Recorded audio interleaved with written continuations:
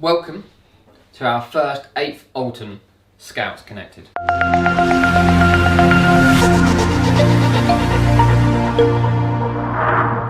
Tonight we're going to make a tin can and we're going to fry some pancakes on it.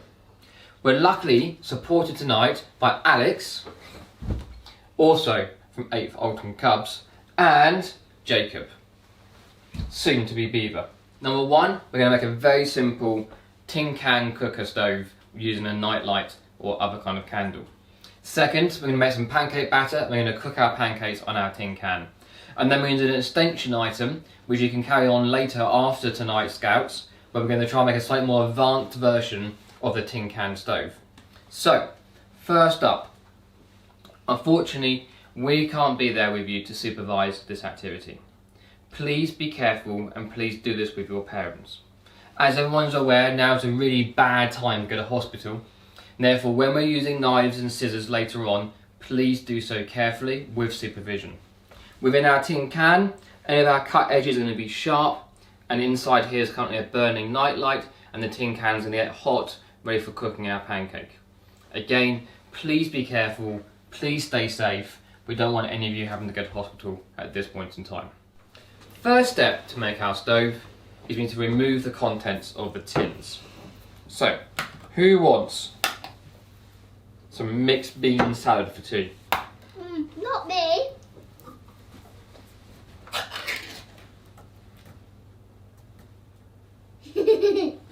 Yeah.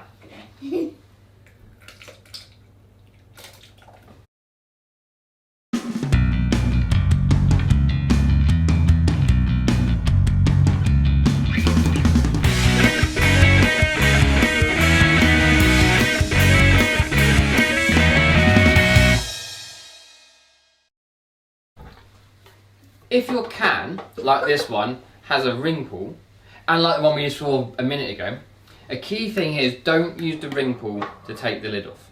Instead, get a tin opener and use a tin opener to remove the lid so that the tough section at the top is also removed. And there we have 2 empty, cleaned tins without labels. What we can now do, we're going to take our scissors, I'm going to cut a line up to the same point on the base. Be careful of the sharp edges. I'm going to fold this out so there's an air gap for air to come in. Now, I recommend only having one to begin with, so when you place it outside and there's wind blowing, you place it unopened side with the wind coming at it. We now need air to come into the top as well, so it doesn't go out.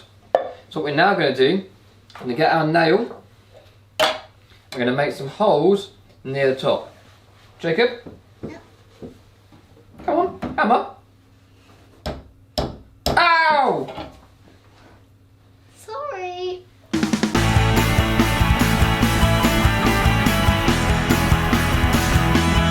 What we're now going to do is make these holes just a little bit bigger. So, using the pen knife, we need to very carefully make sure that when we take it out, our hand is not going to be underneath the blade at any point in time. Thumb and finger, going to take the blade out into the open position. Ensure there's nobody around us that we might accidentally stab, and make sure we're careful with it, but then use the knife. So, boys, can you please move out of the way while we use the knife?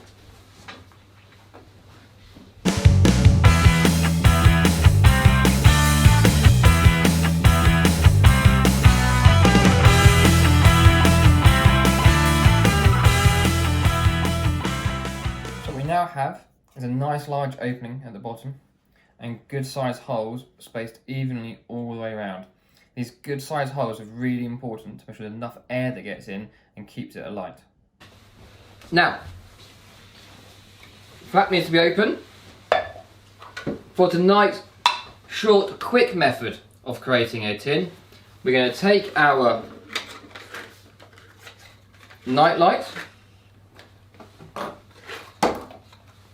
just one. Turn this can upside down, put the night light on it, and we're going to light the candle. Alex.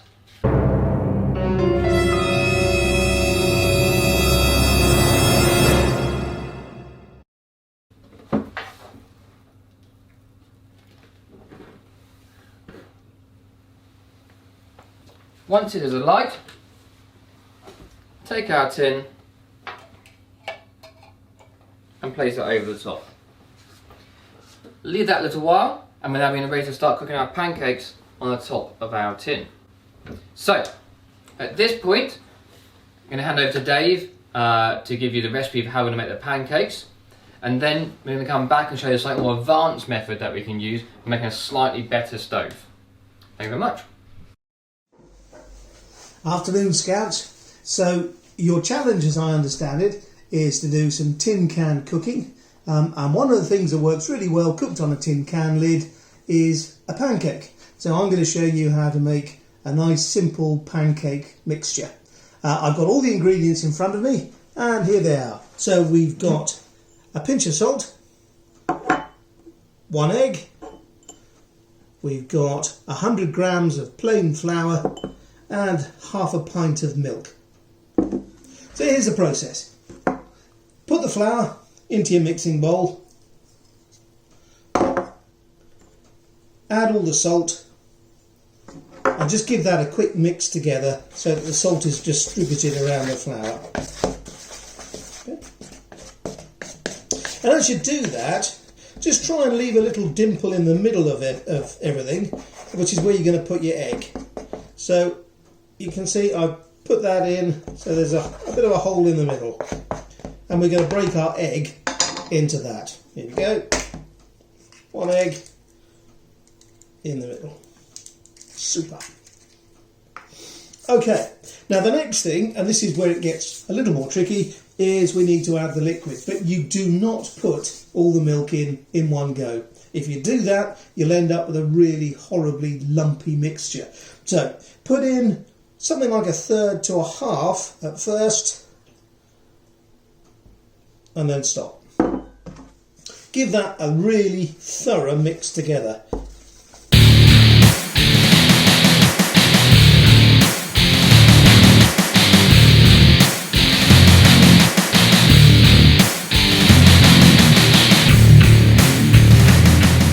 There we go, that's all the milk in. Quick last stir.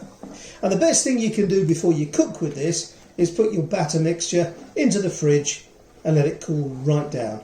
So that's what we're going to do, and that's the end of how to make your batter mixture. Okay, Scout, so here we are back again. This is a quick tin can cooker that I've knocked together. What we're going to do, put a little bit of oil in there, and let that get nice and hot.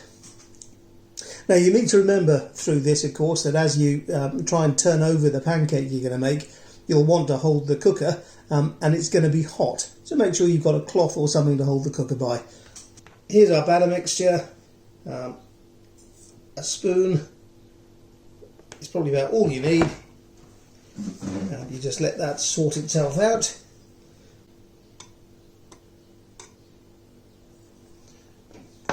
And you wait for it to cook. And the way I normally tell that a pancake is cooking is that the pale colour you've got, which is where it's very liquid, turns slightly darker as it starts to cook through and firm up. So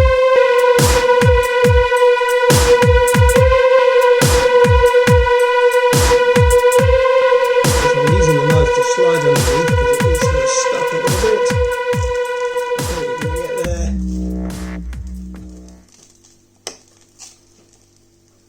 Yeah, lift it up. Turn it over.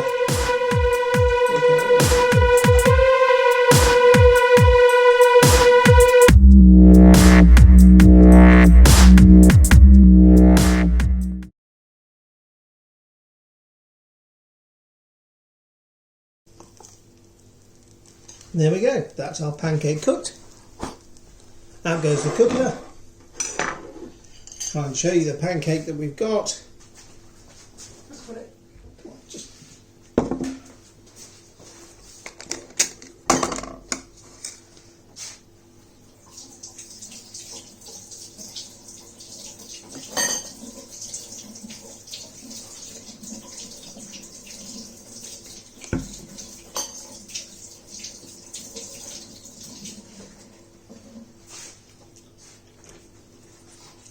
Perfect. Jolly good. Okay, there we go, Scouts. Sorry, all you got there at the end was a view of the sugar bowl, but never mind. So that's tin can cooking, a pancake on a tin can. Bye. Hello, welcome back. Hopefully you can see me through the smoke. What we're going to show you in this video is how to make a slightly more effective stove that burns slightly hotter. So we're going to strip it back down before we got to this stage, and we're going to show you how to build this stove now. In this video, we're going to use the bigger can, again our stove with bigger air vent, and we're going to use our smaller can this time as the main wick for our burner. So, first thing is we need to make a wick.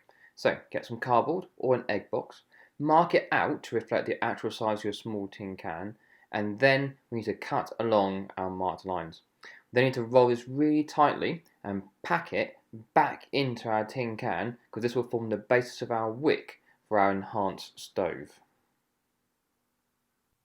Now, to actually light this thing, we need some kind of wick to start the actual main wick, and for that we're going to use birthday candles inserted into it. The main fuel for our new stove is going to be wax. So now what we need to do is get ready to melt the wax in a small glass bowl over some heated water. So we need to extract the wax from the tea lights, leaving behind the wick that's already in those tea lights. We used in this instance 4 large tea lights, but it depends how big your can is and how much wax you want to include within it. The key thing here is getting the wax into the glass bowl without any other debris, ready to melt it. Once we have actually got the wax into our glass bowl, we're going to need to heat this over our stove and over our boiling water. We need to be careful because as we heat this wax up, it's going to get really hot, and we need to ensure we don't actually burn ourselves. However, it can take a little while for the wax to melt.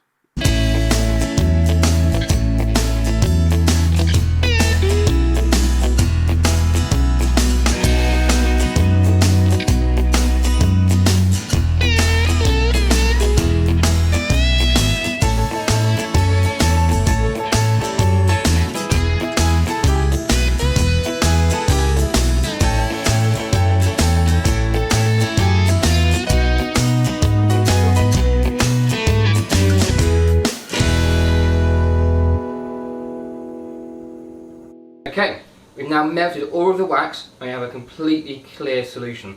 What we're now going to do is turn off our gas, and now we need to very carefully pick up our wax and pour it into our large wick. Now, at this point, I recommend having a little bit of kitchen roll down, so when you spill it, you're going to spill it, most of it gets caught rather than destroying tables and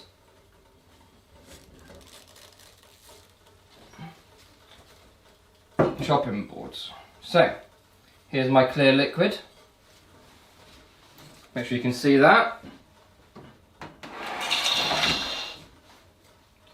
Here we come, I'm going to pour it into the wick.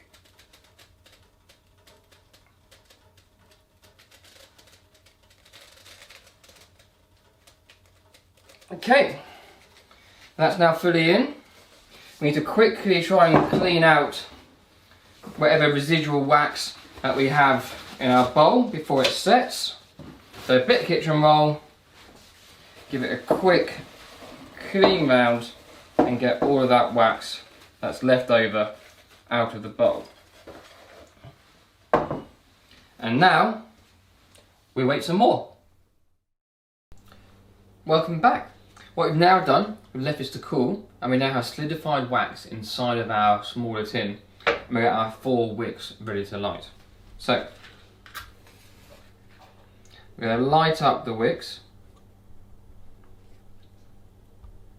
And what's going to happen is it's going to burn down, and as it burns down, it's going to actually catch light to the main cardboard below, which will then end up creating a much larger flame and using all of the actual wax which we melted earlier on into it. Okay, so having now lit the wicks, we've left it alone, and we've left it alone so that it's burnt down for those initial candles. It's now set fire to the actual cardboard below it, and it's evaporated the wax. So let's have a look now and see where we got to. We have fire!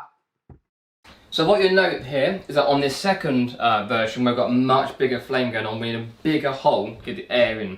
So if you don't have a big enough hole, you're going to end up putting out the flame really quite early on. So for a bigger wick, bigger hole in the front. What we're now going to do is just quickly show you how we're going to put this out.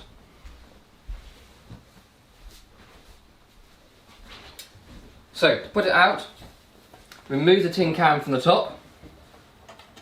Remember, it is going to be hot. Get another smaller tin can, or another tin can, sorry, and simply place it over the top, and with that we've put it out. Thank you for watching. Hopefully you've enjoyed our first Scouts Connected. We're going to try and run these each week during the course of the coronavirus shutdown when we can't host Scouts. Please do link in with the Zoom conference during the actual normal time and try and do this collectively all together. If you have any comments or recommendation, please leave them below. Thank you very much for watching.